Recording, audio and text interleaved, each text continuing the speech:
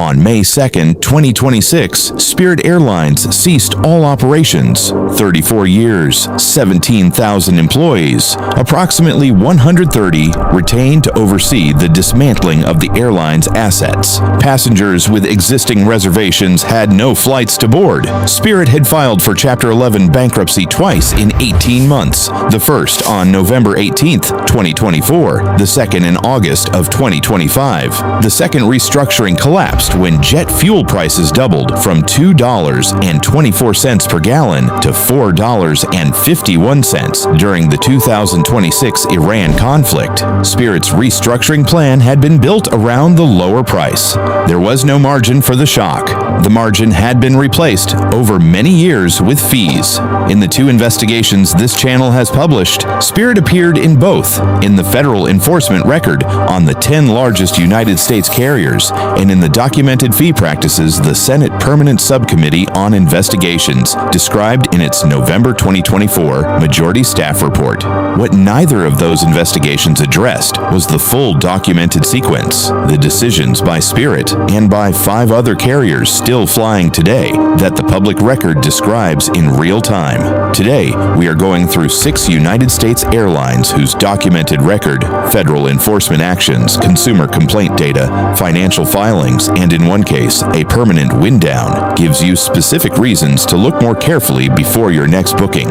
No brand on this list paid us. This is purely our research. Welcome to the hidden boarding pass. 6 on this list is Southwest Airlines. J.D. Power has ranked Southwest first among economy class United States airlines for 4 consecutive years. Most recently in its 2025 North America Airline Satisfaction Study with a score of 694. That ranking is real and documented. So is the Department of Transportation's December 18th, 2023 penalty of $140 million, the largest consumer protection penalty in DOT history for the December 2022 holiday meltdown that stranded more than 2 million passengers. Both describe the same airline. On January 15th, 2025, the Department of Transportation and the Department of Justice jointly sued Southwest in the United States District Court for the Northern District of California over 2 chronically delayed routes. The case is active. In May of 2025, Southwest ended its 54-year Bags Fly Free policy, the brand promise that had appeared in its advertising since 1971. On April 9th, 2026, Southwest raised its checked bag fees by $10 per bag. The first checked bag is now $45. The second is $55. Southwest is also phasing out its open boarding model and transitioning to assigned seating, a structural change to the product it has operated since the airline's founding. For the Companion Pass loyalist who chose Southwest specifically because of its baggage policy and its satisfaction leadership, the Department of Justice's active lawsuit, and the Department of Transportation's largest consumer protection penalty in its history are the parallel document the J.D. Power ranking does not include. 5 is JetBlue Airways. On January 16, 2024, a federal judge in the United States District Court for the District of Massachusetts ruled in case 1:23-CV-10511 that JetBlue's proposed acquisition of Spirit Airlines would harm consumers in markets where the 2 carriers competed directly. The ruling blocked the merger the Department of Justice had sued to prevent. Under the terms of the merger agreement, JetBlue paid Spirit a reverse termination fee. Spirit received that payment. It filed for bankruptcy within 10 months. The DOJ finding that JetBlue and Spirit together would harm consumers preceded Spirit's first Chapter 11 filing by less than a year. JetBlue entered 2024 carrying the financial burden of a failed multi-billion-dollar acquisition attempt and executing a recovery plan it calls Jet Forward. On January 3, 2025, the Department of Transportation issued the first enforcement action of its kind in agency history, a $2 million penalty against JetBlue for chronically delayed flights on 4 named routes between June of 2022 and November of 2023. Fort Lauderdale to Orlando, Fort Lauderdale to JFK, Fort Lauderdale to Bradley International in Connecticut, New York to Raleigh-Durham. JetBlue's own statement in response cited the federal government's management of air traffic control as a contributing factor in the delay pattern on those routes. For the East Coast business traveler whose Monday morning schedule was built around JetBlue, the DOT enforcement action covers documented product performance on those specific routes over that specific 17-month period. It is not a management dispute. It is a consent order. 4 is American Airlines. American is the world's largest airline by fleet size. It is also the carrier the Department of Transportation ordered to pay the largest disability-related penalty in agency history on October 23, 2024. $50 million under DOT Order 2025-12-5 for violations running from 2019 through 2023. The documented violations included unsafe physical wheelchair assistance that resulted in passenger injuries, undignified treatment of wheelchair users, repeated failures to provide prompt wheelchair assistance, and the mishandling of thousands of wheelchairs, damaged on return or returned late to passengers who depended on them. The penalty was structured as $25 million to the United States Treasury and $25 million in required investments in wheelchair handling equipment and a system-wide tagging system. In December of 2025, the Department of Transportation modified the order, allowing American to credit additional equipment investments against the Treasury obligation, provided required systems are operational by specified deadlines. The scale of the finding is the specific point. American's hub network spans more than a dozen major United States airports. The pattern documented in DOT Order 2025-12-5 was not isolated to a single location or a single crew. It ran across the airline's full system for 5 years. Prior, smaller DOT disability penalties against American had not produced systemic correction. The $50 million enforcement action was issued because they had not. For the traveler with a mobility limitation, for the family member booking on behalf of a passenger who depends on wheelchair assistance, DOT Order 2025-12-5 addresses the documented conditions on that airline system, not a hypothetical concern. You have heard 3 of the 6 United States airlines whose documented records give you specific reasons to look more carefully. The remaining 3 include the carrier with the highest per-passenger ancillary revenue in American aviation and the carrier that defines what the end of that model looks like. Subscribe to the Hidden Boarding Pass and hit the notification bell. Let us finish this. 3 is Allegiant Air. Allegiant builds its route map differently from every other major United States carrier. Rather than hub and spoke connectivity or coastal routes, Allegiant concentrates on routes between smaller regional airports and leisure destinations. Las Vegas, Florida beach markets, the Southwest, where it is frequently the only non-stop carrier.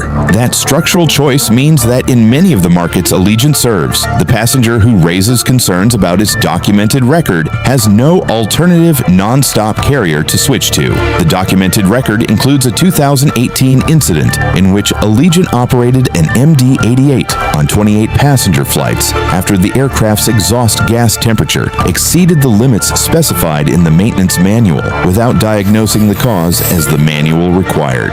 The Federal Aviation Administration proposed a $715,000 civil penalty in 2019. The Department of Transportation's own Office of Inspector General published a report criticizing the FAA's oversight of Allegiant's maintenance practices, citing 36 in-flight engine shutdowns on Allegiant's MD-80 fleet where FAA inspectors did not consistently document risks or assess root causes correctly. In the fourth quarter of 2024, Allegiant reported an all-time high ancillary revenue figure, $75.83 per passenger.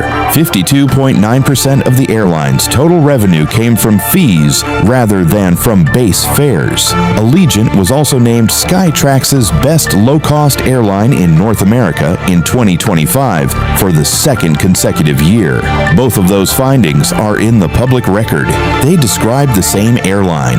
For the snowbird who books Allegiant annually because it is the only nonstop carrier from their regional airport to a warm destination, the Department of Transportation Inspector General's report on FAA oversight of that airline is not an abstraction. It is the specific documented context of that specific flight. 2 is Frontier Airlines. Frontier and Spirit were, until May of 2026, the 2 United States carriers most structurally similar in their operating models. Both were controlled by Indigo Partners, the private equity firm that manages airline assets across 5 countries. Both built their revenue models on ancillary fees rather than base fares. In 2024, Spirit's ancillary revenue was 58.7% of its total revenue. Frontier's was 62%, the highest ancillary share of any United States airline, and higher than Spirit's at the moment. Spirit filed its first Chapter 11 bankruptcy. The November 2024 Senate Permanent Subcommittee on Investigations Majority Staff Report named both Frontier and Spirit for paying their gate agents $10 personally each time a passenger was charged for a carry-on at the gate. The 2 airlines together paid approximately $26 million in those incentives. The same report named Frontier, Spirit, and United for labeling portions of their charges as non-taxable fees, a practice the Senate investigators found appears designed to avoid the federally mandated transportation excise tax. For 3 consecutive years, Frontier has recorded the highest consumer complaint rate among major United States carriers, 23.3 complaints per 100,000 passengers, more than 10 points above the next worst carrier on the same dataset. In January of 2025, the Department of Transportation issued Consent Order 2025-1-2 against Frontier for chronically delayed flights on specific named routes. In April of 2026, DOT reduced that penalty by half, citing Frontier's pro-consumer initiatives. Frontier's consumer complaint rate, the highest in the industry for 3 consecutive years, has not been similarly reduced. For the family whose Frontier booking rests on a $40 base fare advantage over the alternative, the carrier that most closely replicates the operating model of the airline that ceased operations in May of 2026 is the one that is still flying.